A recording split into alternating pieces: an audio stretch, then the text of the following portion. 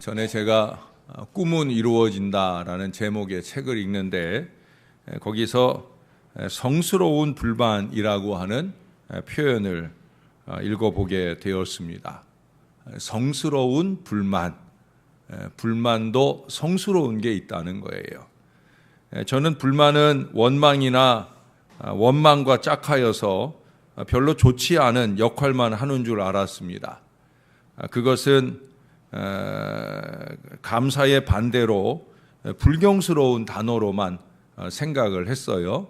저도 여러분들에게 자주 그런 표현을 쓰잖아요. 불평이나 불만이나 거짓이나 자랑, 이것들을 늘 한꺼번에 묶어서 그거 하지 말아라, 감사와 찬송해라, 이런 말씀을 자주 드렸었는데, 그런데 성스러운 불만이라는 거예요. 이 불만은 타자에 대한 것이 아닙니다. 하나님을 향하거나 또는 다른 사람을 향해서 불만하라 하는 그런 얘기가 아니에요. 성스러운 불만은 자기 자신에 대한 겁니다. 자기 내면에 쌓여 있으나 그걸 과감하게 밝은 곳으로 끌어낼 때, 그래서 그걸 개선 개발하여 꿈을 이루는 출발점으로 쓸 때, 그것이 성스러운 불만이라는 거예요. 쉽게 얘기하면 현재의 나 자신에 대해서, 그것이 내가 전에 꿈꾸던 나의 현재가 아닐 때, 그런데도 불구하고 그냥 주저앉아서 그럭저럭 살고 있는 자신에 대해서 불만하라는 거예요. 너 그렇게 살면 되겠느냐? 정신 좀 차려라. 내가 꾸었던 꿈을 다시 붙잡고 그 꿈을 위해서 다시 한번 노력해봐라. 그 꿈을 이루도록 살아봐라 하는 의미에서의 바로 거룩한 불만이 되어지는 거죠. 그러나 지양 없이 끄집어내어 맹목적으로 쏟아놓는 불만은 끝없는 불평과 무감각만을 초래하고 말 것입니다. 성스러운 불만은 하나님께서 우리의 가능성을 자극하시는 거예요. 무언가 새로운 도전을 위해서 내놓는 자기 폭발이라고 말할 수 있다는 겁니다. 유대인의 탈무드에 보면 모든 풀잎은 자기를 굽어보며 자라거라 자라거라 하고 속삭여주는 각각의 천사를 가지고 있다라는 글이 있어요. 요즘은 그려 들풀에게도 자라거라 자라거라 격려해주는 천사가 각각 있다는 거예요. 그러할진대 우리 인간에게는 더더욱더 속삭여주시고 격려하시는 은혜가 어찌 없겠습니까? 우리가 귀를 열어야 되는 거죠. 성스러운 불만으로부터 시작해서 우리에게 속삭여 주시는 우리 하나님의 음성에 대하여 귀를 기울여야 된다는 거예요.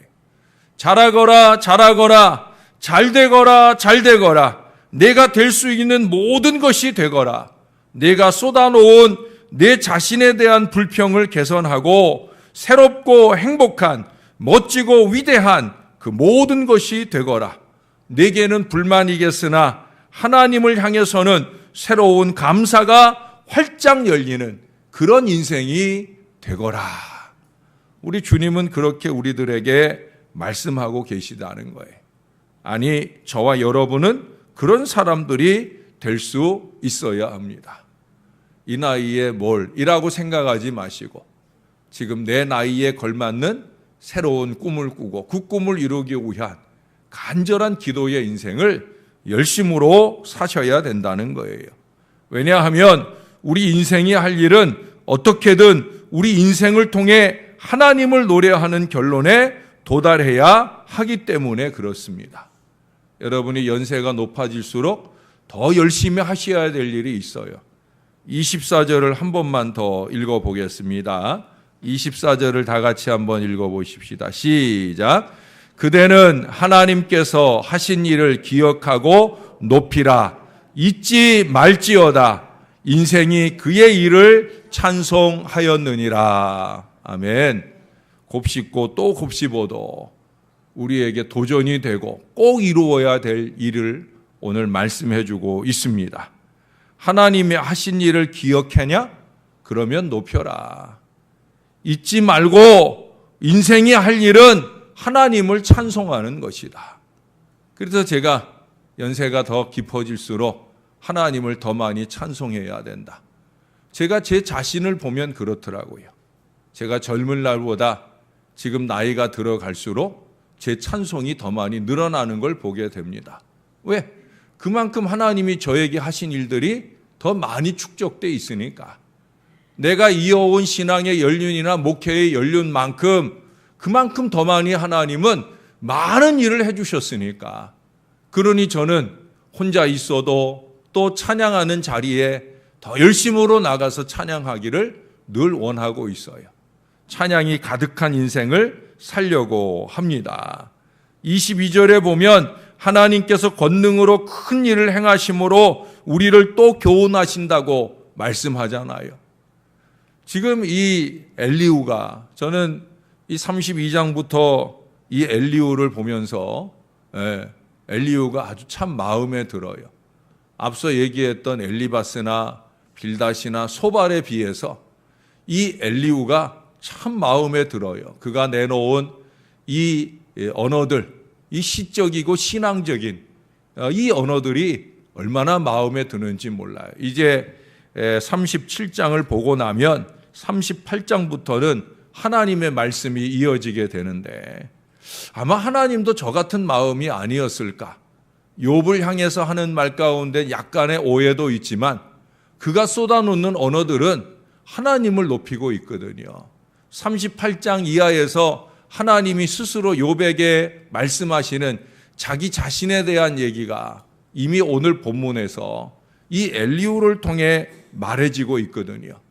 특별히 엘리후가 강조하는 게 말씀, 하나님의 지혜, 하나님의 가르침, 하나님의 숨결 이런 것들을 말하고 있기 때문에 그런 점에서 저는 엘리후가 참 마음에 들어요. 사랑하는 여러분, 엘리후가 오늘 이 하나님의 말씀을 통해 우리를 교훈하고 무엇을 가르치려고 하시고 있는 겁니까? 하나님이 하신 일을 찬송하게 하시기 위함이에요. 하나님을 찬송하라는 거죠. 인생에 이 땅에 나온 목적이 뭐예요? 이사야 43장 21절에 분명히 말씀하잖아요. 이 백성은 내가 나를 위해서 지었나니 나의 찬송을 부르게 하려 합니다. 하나님이 저와 여러분을 있게 하신 이유는 다른 거 없다는 거죠. 하나님을 찬송하게 하라고. 찬송하게 하려고. 그런데 찬양이 싫은 인생이 되어서야 어찌 신앙이겠습니까? 하나님께 대한 감사와 찬송이 넘치는 인생이 될 수 있어야 된다는 거예요. 우리는 이미 지난 35장 10절에서도 하나님은 우리로 하여금 밤중에도 노래하게 하시는 하나님이시다라고 배웠잖아요. 어려운 중에서 고난 고통의 깊은 밤중에조차 하나님을 찬송할 수 있다고 하면 오늘 권능으로 큰 일을 행하시는 우리 하나님 앞에서야 어찌 우리의 입이 잠잠하겠습니까? 노래해야 할 것입니다. 노래하고 또 노래해야 할 것입니다. 여러분 25절 이하에는 이 찬송을 받으실 수밖에 없는 하나님에 대해서 말씀하고 있어요. 그 하나님은 천하 만물을 주관하시는 하나님이십니다. 어쩌면 그래서 우리는 감히 우리의 환경이나 상황에서 빚어지는 이 어려움들을 만날 때마다 우리 하나님께 원망의 화살을 당기거나 심지어 그 화살을 쏘아대는 어리석음을 범하게 되는지 모르겠습니다. 그렇습니다, 여러분. 하나님은 그렇게 이 세상 천지 만물을 주관하시는 하나님이셔요. 거기 27절, 28절만 봐도 그가 물방울을 가늘게 하시며 빗방울이 증발하여 안개가 되게 하시도다. 그것이 구름에서 내려 많은 사람에게 쏟아지느니라. 자연 만물을 주관하시는 게 하나님이라는 게. 빗방울 하나 내려주시는 것도 하나님이시다. 제가 요즘에 자주 하는 개인 기도나 또 여러분들과 함께 예배할 때마다 드리는 기도 속에도 이 무더운 날씨 가운데 빗방울 한 방울이라도 좀 내려주시라고, 서늘한 구름이라도 좀 더해주시라고 그 기도를 하는 이유가 뭐예요? 저는 하나님이 그것을 주관하신다고 믿어요.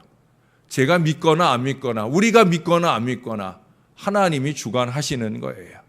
그래서 우리는 이처럼 무더위가 더해질 때 이 폭염 가운데 우리 믿는 사람들이 해야 될 일은 바로 하나님께 기도하는 거예요. 왜 이렇게 덥냐?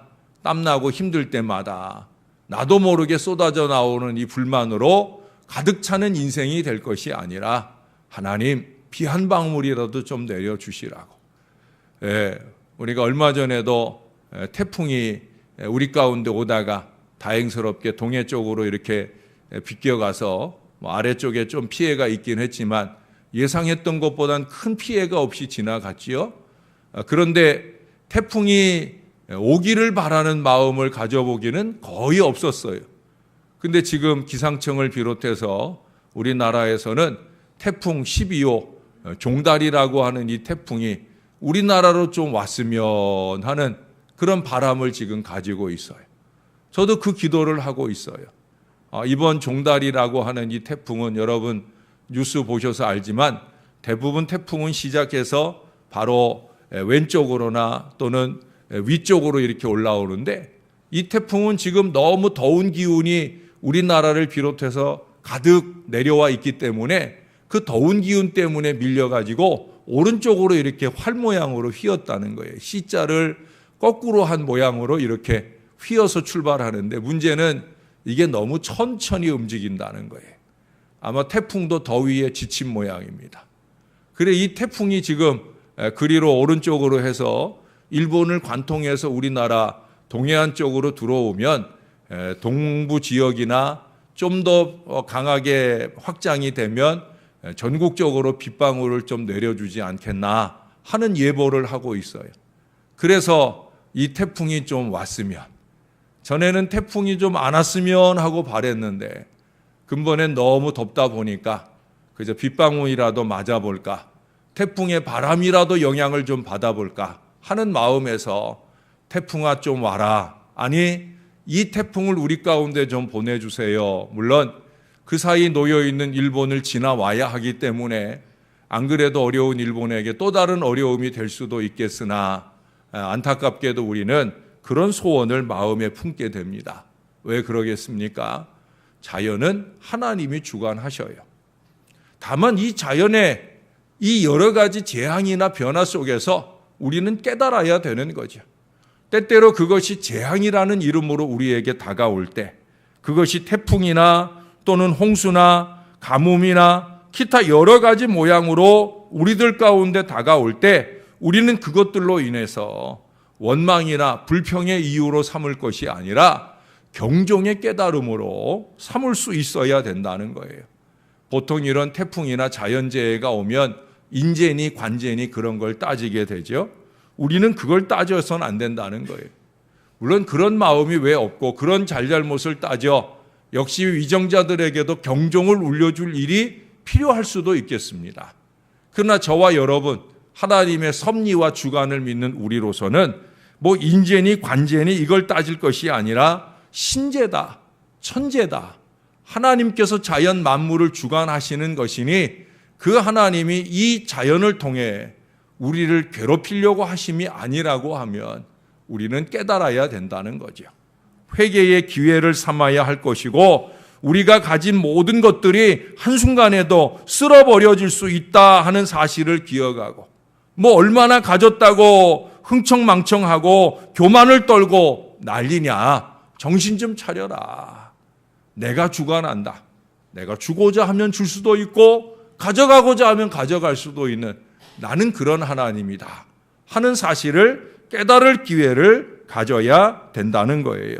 이걸 교훈하시려고 그 엄청난 힘을 발휘하시고 계시다는 겁니다.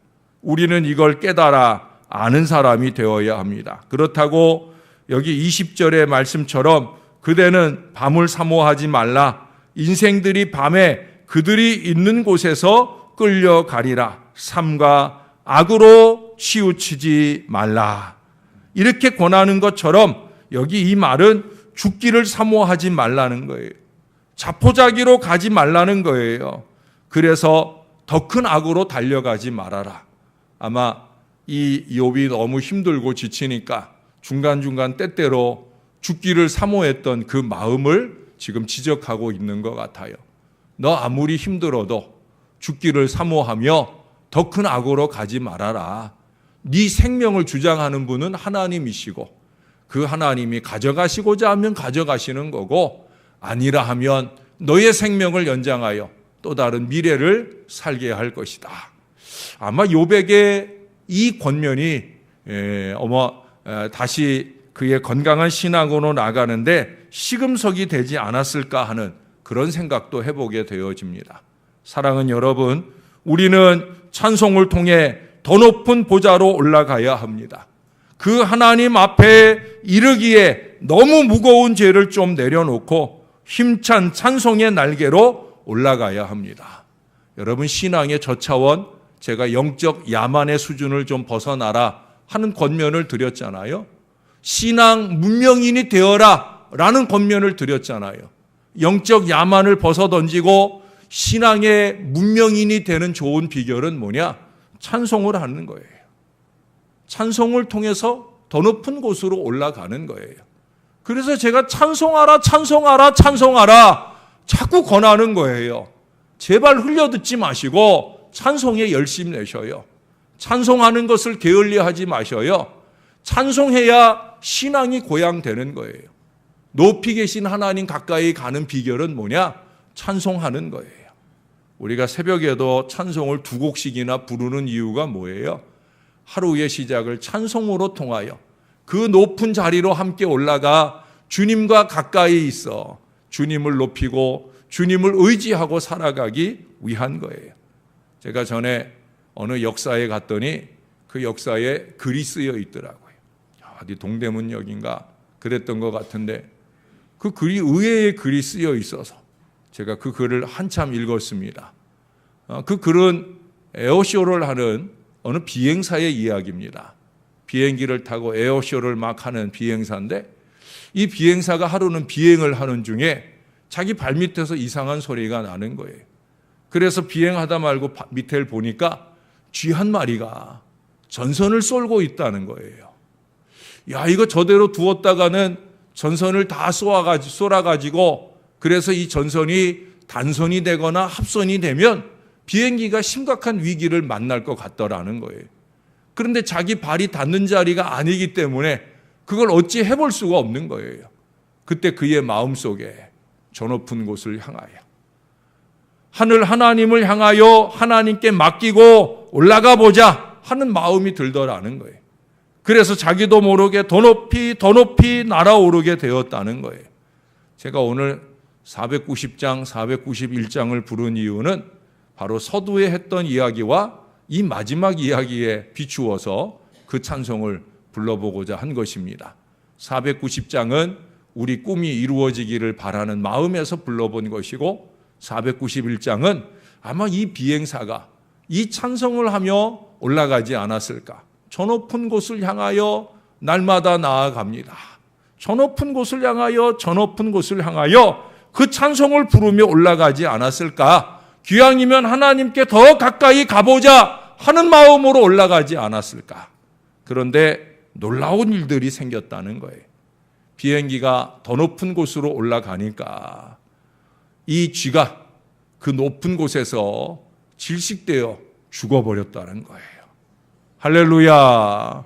그래서 그는 무사히 아무 이상 없이 비행을 마치고 내려올 수가 있었다라고 하는 거예요. 여러분, 찬송은 하나님께로 향한 비행입니다. 멋있는 말 아니에요? 저는 적어놓고 감탄을 했는데 여러분 잊지 마십시오. 찬송은 하나님을 향한 비행입니다. 하나님을 향해 정말 가고 싶은 마음이십니까? 저 높은 곳을 향하여 날마다 나아가는 비결이 뭐라고 생각하십니까? 찬송이에요. 찬송 없는 인생을 살면서 감사 없는 인생을 살면서 뭐 신앙이 높아지기를 원하고 계셔요? 진정한 신앙의 고차원은 다른 데 있지 않아요. 찬송이 많은 사람이에요. 여러분 곁에 신앙이 있다고 하는 사람의 언행 습관을 보셔요. 불평이 많고 불만이 많은 사람은 신앙의 야만인이에요. 전혀 신앙 없는 사람이에요. 그 입술이 열릴 때마다 찬양하고 감사하고 그렇게 하나님을 높이는 사람이 신앙이 고차원인 사람이에요. 하나님께 가까이 있는 사람이에요. 그 사람과 친해지셔요. 아니, 그런 사람이 되어 보십시다. 우리를 외면하지 않으시는 권능의 하나님, 그 하나님이 우리를 위해 큰 일, 큰 주권의 역사를 이루어 주실 거예요. 우리가 더 많은 찬양으로 그분을 높일 수 있다고 하면 찬양을 즐겨 받으시는 하나님은 더 많이 찬양받기 위해 우리에게 역사를 주시리라고 믿습니다. 이걸 믿으시고 더 하나님 의지하고 더 많은 찬양 속에 하늘 영광을 드러내는 건강한 신앙, 고차원의 신앙, 아름답게 살아가는 귀한 믿음의 자녀들 되시기를 우리 구주 예수님의 이름으로 간절히 축원합니다. 기도하겠습니다. 하나님 아버지, 우리로 하여금 밤에도 노래하게 하시는 하나님이심을 감사합니다. 어떤 이들은 그렇게 힘겹고 어려운 중에도 하나님을 찬양하고 하나님께 영광을 돌리는데, 어떤 이들은 너무 편하고 좋아서인지 몰라도 찬양을 외면합니다. 찬양하는 시간에조차 딴소리 짓거려대며 하나님을 찬양하는 일을 외면하는 채 노닥거릴 때도 있습니다. 하나님 아버지, 찬양하는 기쁨 속에 살아가는 저희들이 되게 하여 주옵소서. 가장 신앙의 고차원은 찬양을 많이 하는 것이다. 입술이 열리면 불평이나 불만을 하는 것이 아니라 찬양과 감사가 나오는 것이다. 오히려 불만이라고 하는 것은 그런 어리석은 불평과 불만 속에 사는 나 자신을 향해 성스러운 불만을 바라고 하나님을 높이고 찬양하는 거룩한 인생으로 내 삶이 변화되는 이 놀라운 역사로 나아가는 것이 우리의 자리인 것을 깨닫는 이 아침이 되게 하여 주옵소서. 너무 푹푹 찌는 더위 속에서 한숨이 나올 때마다 그 한숨이 변하여 노래가 될 수 있는 이 신앙의 백성들이 되게 하여 주옵소서. 한마디 더하여 하나님 앞에 기도하기를, 하나님 만물을 주관하시는 하나님이시오니 권능의 손길을 발하여 주시사 비 한 방울이라도 우리에게, 바람 한 줌이라도 우리에게 더하여 주시기를 바라는 믿음의 기도를 아뢰게 하여 주옵소서. 하나님, 그런 일이 있을 수는 없겠지만은 일본을 지나올 때 일본에게 큰 피해를 주지 않으면서 우리 가운데 그 태풍이 올 수 있다면, 그 태풍이 우리에게 바람 한 줌을 안겨줄 수 있다면 좋겠다 하는 마음을 갖습니다. 아니, 할 수만 있으면 태풍이 아니 오고라도 이 무더위를 씻어낼 수 있는 하나님의 섭리와 은혜가 온다면 더더욱더 좋겠습니다. 하나님, 우리를 긍휼히 여겨 주옵소서. 폭염 속에 일하고 있는 이들이 많습니다. 많은 땀으로 지치고 이 더위로 무너질 인생들이 많습니다. 주님 꼭 붙들어 주시고 힘겹지 않도록 인도해 주시옵소서. 멀리 해외 업무차 출타한 아들을 위해서, 또 사랑하는 손자의 취직을 감사하며 우리 이기현 권사님 하나님께 귀한 예물 올려드립니다.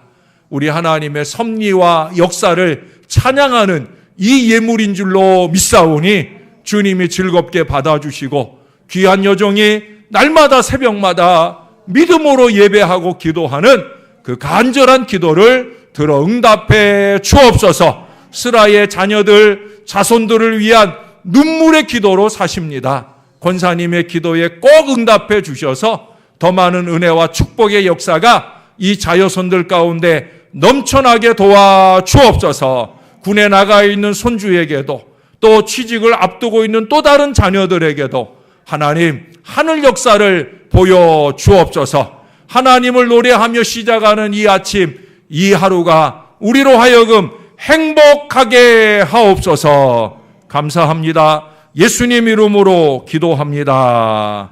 아멘.